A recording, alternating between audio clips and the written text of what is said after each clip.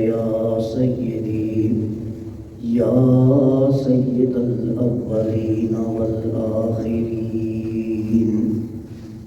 والحمد للہ رب العالمین۔ حمد و ثنا کے بعد معزز محترم حضرات سامعین کرام، سورہ بنی اسرائیل اور اس کی آیہ نمبر 1 یعنی پہلی آیہ مبارکہ آپ حضرات کے علم میں ہے۔ معراج مصطفیٰ صلی اللہ علیہ وسلم کی نسبت سے آج انشاءاللہ گفتگو کریں گے مختصر سی۔ نبی محتشم صلی اللہ علیہ وسلم کے معجزات میں سے ایک معجزہ معراج ہے، تو سب سے پہلے معجزے کی تعریف وہ لازمی ہے تاکہ ہمیں پتہ چلے کہ معجزہ کہتے کسے۔ جب ہمیں معجزے کا معنی پتہ چل جائے گا تو پھر بہت سارے اختلافات بھی اور بہت ساری ایسی چیزیں ہیں جو ہم گفتگو کرتے ہیں، ابحاث کرتے ہیں، بحث کرتے ہیں، وہ ختم ہو جائیں گی۔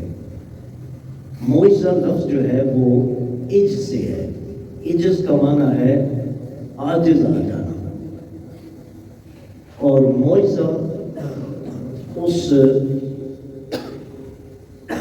حرکت کا یا اس چیز کا نام ہے جس سے انسانی عقل، انسانی شعور، انسانی علم، انسان کا فہم اور فراست اس کا احاطہ کرنے سے عاجز آ جائے۔ یعنی معجزہ وہ ہوتا ہے جو انسان کے عقل اور شعور میں نہیں آتا، اسباب میں نہیں آتا، کسی سبب کے تحت وہ نہیں ہوتا، اسے معجزہ کہتے ہیں۔ کیونکہ جو چیز عادتاً ہوتی ہے وہ معجزہ نہیں ہوتی، اور جو چیز عادتاً نہیں ہوتی اسے معجزہ کہتے ہیں کہ اس کو سمجھنے سے عقل کا اثر آ جاتی ہے۔ تو یہ چیز اگر کسی نبی کے ہاتھ سے ظہور پذیر ہو تو اسے معجزہ کہتے ہیں، اور اگر ولی کے ہاتھ سے ظہور پذیر ہو تو اسے کرامت کہتے ہیں۔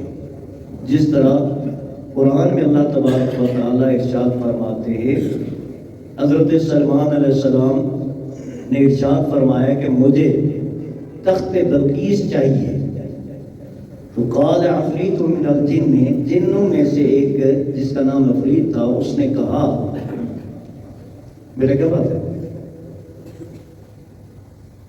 جنوں میں سے ایک تھا جس کا نام عفریت تھا، اس نے کہا کہ میں اس تخت کو آپ کی خدمت میں پیش کرتا ہوں اس سے پہلے کہ آپ اپنی مجلس برخاست کریں گے۔ وہ کوسوں میل دور ہوتا تھا، میں آپ اپنی مجلس برخاست نہیں کریں گے، اس سے پہلے وہ تخت بلقیس لا کے آپ کی خدمت میں پیش کر دوں گا۔ تو حضرت سلمان علیہ السلام نے فرمایا کہ مجھے جلدی چاہیے۔ پھر وہ شخص کھڑا ہوا، الذی عنده علم من الکتاب، جس کے پاس زبور جو حضرت داؤد علیہ السلام پر نازل ہوئی تھی، اس کتاب کے عالم نے کہا میں اس تخت کو آپ کی خدمت میں پیش کروں گا اس سے پہلے کہ آپ پلک جھپکیں گے، آپ کی پلک جھپکنے سے پہلے وہ تخت آپ کی خدمت میں پیش کر دیا جائے گا جو کوسوں میل دور تھا۔ اسے کیا کہتے ہیں؟ کرامت کہتے ہیں۔ اور دوسری طرف حضرت عیسیٰ علیہ السلام کے بارے میں جب ہم گفتگو کرتے ہیں تو وہ ارشاد فرماتے ہیں کہ میں اللہ کی طرف سے تمہارے لیے بحیثیت رسول ہوں، انی اخلق لکم من الطین کہیئۃ الطیر، میں تمہارے لیے مٹی سے پرندے کی مورتی بناتا ہوں، وانفخ فیہ، پھر میں اس میں پھونکتا ہوں، پھونک مارتا ہوں، فیکون طیر باذن اللہ، وہ اللہ کے حکم سے پرندہ بن جاتا ہے۔ تو تخلیق کرنا اللہ کا کام ہے، تو بطور معجزہ اللہ نے حضرت عیسیٰ علیہ السلام کو اذن عطا فرمایا کہ وہ مٹی کی مورتی سے پرندہ بناتے تھے، فیکون طیر باذن اللہ، وہ اللہ کی اذن اور اللہ کی اجازت اور اللہ کے حکم سے ایک باقاعدہ پرندہ بن کے ہوا میں اڑنا شروع کر دیتا تھا۔ باقی ساری چیزیں بھی وہاں موجود ہیں اسی آیہ مبارکہ میں سورہ آل عمران کی. تو حضرت عیسیٰ علیہ السلام سے جو ظہور پذیر ہوا وہ کیا تھا؟ وہ معجزہ کہ انسانی عقل جو ہے اس کا احاطہ نہیں کر سکتی. تو اسی طریقے سے معراج کا واقعہ جو ہے یہ بھی معجزہ ہے. اور معجزہ وہ ہوتا ہے جو انسانی عقل میں، انسانی شعور میں، انسانی علم میں، انسانی فراست میں، انسانی فہم میں نہیں آ سکتا. یہ وراء الورا ہوتا ہے انسانی شعور سے. اسے کیا کہتے ہیں؟ معجزہ کہتے ہیں، جو اللہ کے نبی کے ہاتھ سے ظہور پذیر ہوتا ہے. اب یہاں ایک چیز جو بعض اوقات دوست یہ بات کہتے ہیں کہ نبی اکرم صلی اللہ علیہ وسلم کو معراج تو ہوئی ہے لیکن وہ جسمانی نہیں ہے، وہ خواب میں ہوئی ہے. تو مجھے بتائیں، اگر آپ میں سے کوئی بندہ صبح اٹھے اور اپنے گھر والوں سے یہ کہے کہ میں آج رات خواب میں انگلینڈ گیا، وہاں سے میں امریکہ گیا، وہاں سے سعودی عرب گیا اور عمرہ ادا کیا، گنبد خضرا پر حاضری دی، پھر براستہ امارات دبئی سے ہوتا ہوا میں واپس آیا، کیا گھر والے اعتراض کریں گے کہ ایسا نہیں ہو سکتا؟ خواب ہے نہیں ہو سکتا ہے، خواب میں کوئی کہیں بھی جا سکتا ہے.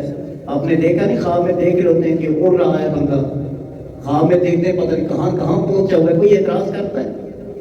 اگر خواب کا کہے تو کہیں گے کہ ممکن ہے، ہو سکتا ہے، خواب میں کہیں بھی جا سکتے. لیکن وہی بندہ یہ کہے کہ نہیں یہ سارا کام میں نے جاگتے ہوئے کیا ہے، ایک دن میں انگلینڈ بھی گیا، اسی رات میں امریکہ بھی گیا، اسی رات میں نے عمرہ بھی ادا کیا، اسی رات میں امارات کی جو ریاستوں کا سیر کرتا ہوا واپس یہاں پہنچ گیا، تو کیا کوئی بندہ مانے گا؟